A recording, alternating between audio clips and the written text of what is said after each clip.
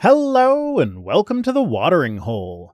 Thanks for checking out this clip. Don't forget to like and subscribe because that'll make the baby Jesus cry, and I know how much you guys love making the baby Jesus cry. News time. Yay! If I remember where that button is. J.K. Rowling and Elon Musk are named in cyberbullying lawsuit filed by our Algerian boxer Imane Khelif after Olympic win. Damn it, Exclusive! I just covered this 20 minutes ago. That's what you get for not coordinating with me on this, Cirrus. So now you lose all your audience and I just keep all mine. And you get all of them. They're all here to hear talk. Well, you know what? There was something interesting about this that I found while I was doing my part on this. So the way the lawsuit is being handled is really weird. Instead of Elon Musk and J.K. Rowling being the targets of the lawsuit, Twitter is the target of the lawsuit, but not the platform of Twitter the way that you would normally go about it. Yeah, it's anonymous persons. Yeah, it's anonymous persons on Twitter so that they can get people who are even hiding behind aliases. Yeah. For this. Yeah. And Donald Trump is named in it as well. He picked a great time to come back to Twitter, didn't he? He sure did. So, yeah, no, the whole I'm happy this is happening, and I am hoping that it goes very, very, very, very, very far, because I'm going to be honest, the transvestigating of Imane Khelif, it just pisses me the fuck off. Yeah. Because all it is gender critical people who their schema of what a trans woman is literally just unattractive feminine male. That's their schema. So they go, anybody who eventually they just get to the point where they go, anybody we don't personally find attractive must be a man. Mm-hmm. It eventually gets to that point. This is the end result of bigotry. Yeah, and it completely rots the what's her name? I'm blanking on her name. Katie. I'm blanking on her last name now. Katie on Twitter. Katie Montgomery? That's the one. Katie Montgomery. There you go. Yeah, so she'll say that being gender critical rots your brain, and she will often post examples. And they're like Trump was sitting in an interview recently with his hands like in this sort of a position or whatever. And that's one of those things that the transvestigators, when someone they don't like does something like that, they'll latch onto it and be like, oh, that's a secret symbol meaning that they are trans or whatever, like they're really a woman, or like only women would hold their hands that way, or like some stupid shit like that. And she was going to make a joke about it, like post a joke about how Donald Trump must be trans because that's how the women hold their hands or whatever. But before she could get around to it, they really started transvestigating Trump and being like, oh, he's holding his hands like that. So like they were legitimately doing seriously the thing that she was going to do as a joke to show how ridiculous they are. So like they are beyond parody. Yeah. And that's exactly what happened. Like, if you watch the video that Cameron did, I don't recommend it. Watch my cut of it. I took out most of it, but like, so, this is the other thing I was going to get into. Did I hear about them transvestigating Andrew Tate? Because like he was in a Speedo in one shot, and his penis was not very visible in the Speedo, so they were like because he's zooming got a in on tiny it. Dick.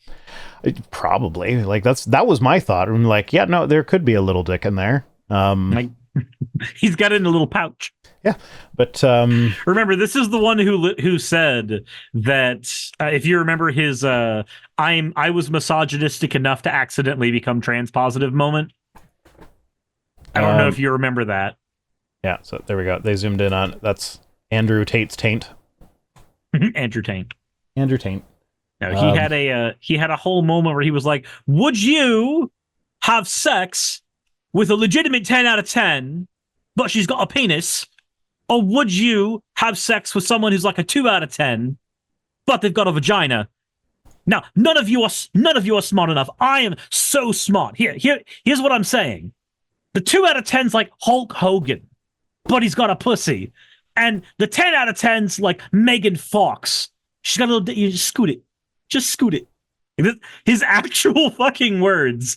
Misogynistic enough to accidentally become trans affirming. Yeah, and as we discussed in my coming out video, I have now determined yes to both of those. I'm happy either way. There's Fair definitely enough. one that I prefer over the other. Hulk Hogan, Jeez. do me and my pussy, brother. I need you to pound me, brother. Oh yeah, no, that's it. Now, one of the things that I kind of want to get at, or not that I want to get into, but that I kind of wonder, I don't know the legal ramifications of this, so I don't even know if it's possible. Like, it might be that the victim in the case would have to be in England, but with the UK's libel laws, I wonder if Imane could press charges or sue or whatever under that. Unfortunately, it'd be very hard to hit JK in the UK, though. She's got like legitimate political influence there. Yeah, but with UK libel laws, though, it is guilty until proven innocent. The burden of proof would be on J.K. Rowling to prove that the things that she said were true. And Imane would not have to do shit. She'd just have to sit there and like, okay, show me where you found my XY chromosome. And then... I lost my XY chromosome. Can you help me find it? It's hiding with my virginity. Jesus Christ. But yeah, like if you could get a suit going in England, that like JK would have to prove that she was correct in what she said. Otherwise, she's liable. So yeah, liable for libel. Liable for libel. Yep. But I imagine in that case, the victim would have to be in the UK or something. Otherwise, they probably would have done that. Yeah, everything's basically been filed in Paris right now. Yeah. So it's... I don't know what Progress Only clipped just now. Pound me in my pussy, there are a few things. There are a few things that could have been, that were clippable. There's plenty of stuff said in the last few minutes. Oh. Jesus Christ. I like that the mold in her house is kind of going viral, because it's probably not mold, it's probably just really ugly wallpaper or something. It's funny to think about the mold going viral. That would actually be funny. Like, I will say this. JK molding. Would that Edgar Allan Poe was still around to hear about a famous author slowly going insane with imaginary enemies due to black mold growing in her house? Like, that's perfect material for him to have commentary on. So, okay. Yeah, Rosina's getting it. But has anyone seen my marbles? I may have lost those. Okay, Toodles. Oh, whoa. And then Rosina says JK hasn't tweeted since then. Yeah, I was going to get into that. JK hasn't been a week since the 7th of August. It's been a week since JK posted anything, and this lawsuit wasn't like public knowledge until the 13th. So like she got a C&D. Yeah, so she knew about it beforehand. Well, she got a C&D, or she got some sort of paperwork, and a lawyer was like, "Hey, you need to shut up right now." I was like, "I'm here to represent you, but I need you to not fuck this." Actually, please. Now that I think about it, I think a C&D makes more sense, because I feel like she would still be tweeting about just not that. Yeah. If it wasn't just a stop tweeting C&D.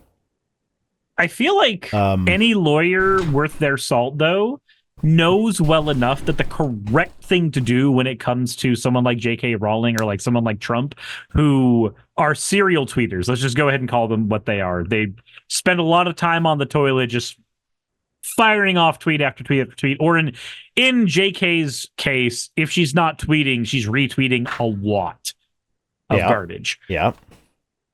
I think a good lawyer sits down and says, "Hey, maybe put the phone down. Maybe don't use it like at all. Like, you have an option that involves using your phone. Take a different option, whatever it is. It could be cleaning up the black mold in your house. I don't know, something productive."